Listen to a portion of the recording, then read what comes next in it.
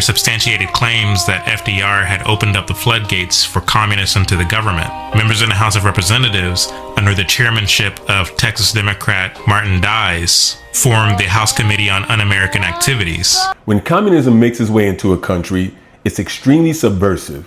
It uses sneaky, underhanded tactics to get people to believe in a false ideology.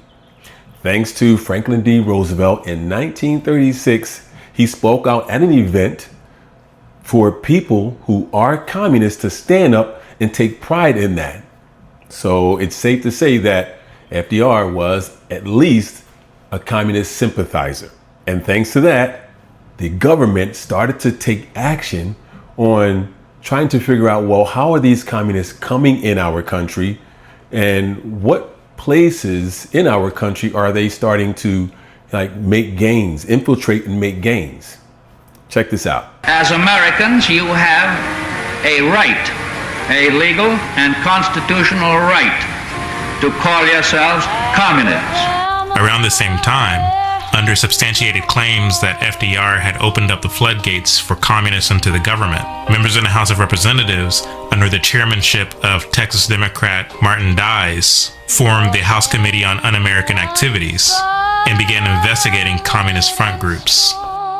It was revealed that the National Negro Congress, and by extension the Southern Youth Congress, were in fact communist front organizations. They received their marching orders directly from Moscow. Here's how some people stood up and defended FDR's reasoning for allowing communism into our country. Now, it's up to you to decide whether or not his reason for allowing communism to come in and flourish in our country at any point is really a good enough reason. Is it sufficient enough reason for us to allow communism into our country?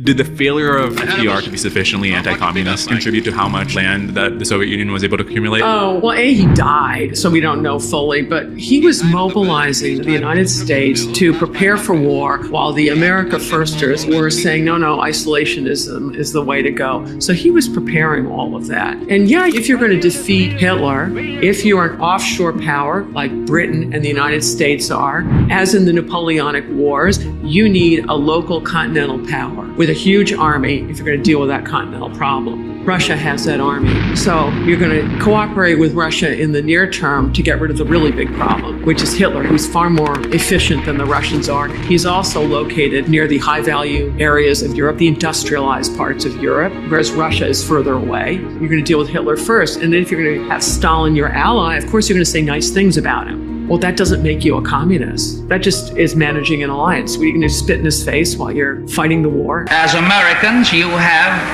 a right, a legal and constitutional right, to call yourselves communists. To ally with a country for the purpose of defeating a huge army that has leaders with an oppressive mindset, that's one thing.